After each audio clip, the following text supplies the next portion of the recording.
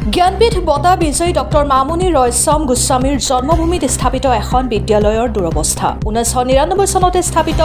জগলিয়াপাৰ senior secondary স্কুলক মহাবিদ্যালয়লৈ উন্নত কৰিবলৈ আহ্বান চৰকাৰলৈ দক্ষিণ কামৰূপৰ পলাশবাৰীৰ সমষ্টিৰ অন্তৰ্গত ওৰপতস্থিত এইখন জগলিয়াপাৰ আঞ্চলিক ছিনিয়ৰ ছেকেণ্ডাৰী স্কুল স্থাপিত কালত জগলিয়াপাৰ আঞ্চলিক কনিষ্ঠ মহাবিদ্যালয়ৰ নামেৰে মহাবিদ্যালয়খনে যথেষ্ট উন্নতি সাধন কৰিছিল যদিও পৰৱৰ্তী সময়ত এই মহাবিদ্যালয়খন ছিনিয়ৰ ছেকেণ্ডাৰী স্কুল হৈ পৰে জ্ঞানপীঠ বঁটা বিজয়ী মামণি ৰয়ছম গোস্বামীৰ নিজ গাঁৱৰ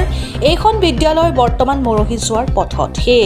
পৰিচালনা সমিতিৰ বিষয়ববীয়াৰ লগতে স্থানীয় সচেতন লোকে এই বিদ্যালয়খন মহাবিদ্যালয়লৈ পৰ্যবেক্ষিত কৰি চানটুবিৰ পৰা তিনিআলিৰ মাজৰ এই বৃহত্তৰ অঞ্চলৰ ছাত্ৰ-ছাত্ৰীক উপকৃত কৰিবলৈ আহ্বান জনাইছে চৰকাৰলৈ মিৰ্জাৰ পৰা আবিদুৰ ৰহমানৰ ৰিপৰ্ট অৰুণোদয় আছাম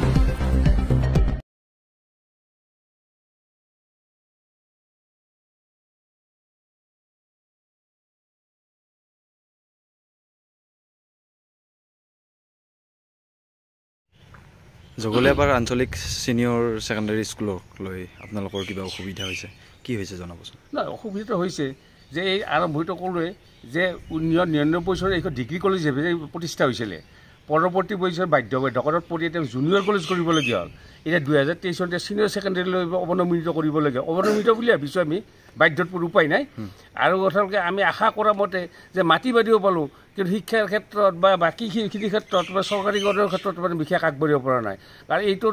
এই বৃহত্তৰ অঞ্চলত প্ৰয়োজন আছে ডিগ্ৰী কলেজৰ প্ৰয়োজন আছে আমি বাৰে বাৰে অনুভৱ কৰিছোঁ আপোনালোকে এইটো গমেই পাব যে ইয়াৰ সমীপৱৰ্তী যিকেইটা দক্ষিণ কামৰূপ মহাবিদ্যালয় বা চৰকাৰী এইবিলাকত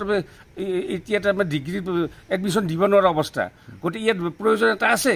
তাত মিৰ্জাৰ পৰা তাৰমানে চান্দিবলৈ প্ৰায় 29 কিলোমিটাৰ এই বৃহৎ এলেকা এটাত তাৰমানে ডিগ্ৰী কলেজ আছে আৰু এইখন হ'লে গোটেই সুবিধাখিনিও আছে মাটি বাৰী আছে গোটেই এইখন চৰকাৰে উদ্যোগ ল'লে যদি এইখন তাৰমানে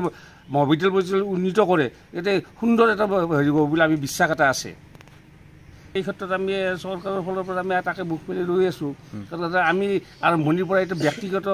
আৰু প্ৰাইভেট হিচাপে তাৰমানে প্ৰতিষ্ঠা কৰা হোৱাই নাই আৰু প্ৰাইভেট হিচাপে কৰিব নোৱাৰিও কাৰণ মাটি দিলে ঘৰ দিলে চৰকাৰী আঁচনিৰ এইটো অনুষ্ঠান গোটেই ব্যক্তিগত কৰাৰ কথাই নাহে এতিয়া আৰু গতিকে আমি চৰকাৰী কৰাৰ কাৰণে লাগি আছোঁ চৰকাৰক আহ্বান চৰকাৰ আগবাঢ়ি যাব যে আমি নিশ্চয় আমাৰ অৱস্থাটো বুজিব যে এই কথা কৈ আছোঁ যে শিক্ষাৰ ক্ষেত্ৰত আমি তাৰমানে সঁচাকৈ আমি গৌৰৱ কৰিব পাৰোঁ ইয়াতো ক'লোঁ যে এই অঞ্চলত ক'তো এডমিশ্যন নোপোৱাটো তৃতীয় বিভাগত পাছ কৰা ছাত্ৰ ছাত্ৰী ইয়াত আহে কিন্তু আমাৰ সেই শিক্ষাৰ যে প্ৰত্যেক বছৰে আছে যোৱাবেলিয়ে তাৰমানে দুগৰাকীয়ে তাৰমানে প্ৰথম বিভাগত উত্তীৰ্ণ হৈছিলে যিটো কথা তাৰমানে যে সাধাৰণতে তৃতীয় বিভাগত আহি ইয়াত প্ৰথম বিভাগ পাইছে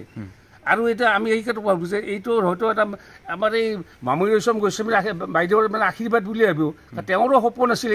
ইয়াত এটা মহাবিদ্যালয় তেওঁৰো আশীৰ্বাদ তেওঁৰ শুভেচ্ছা আছিল যে ইয়াত অনুষ্ঠানটো সোনকালে হ'ব লাগে যিকোনো কাৰণতে নহওক তাৰমানে তেওঁ অৱসৰ হোৱাৰ পিছতে বিভিন্ন কামত লাগি থাকি ইয়াত তাৰমানে আমাৰ দিহা পৰামৰ্শ দি থাকিলে কিন্তু তেওঁ বিশেষ কাম কৰিব সেইটো মানে আশা দিছিলে কিন্তু তেওঁক ভগৱানে নিদিলে তেওঁ সময়ে তেওঁক লৈ গ'ল হয়তো তেওঁ থাকিলে হয়তো তাৰমানে এইটো হৈ উঠিলেহেঁতেন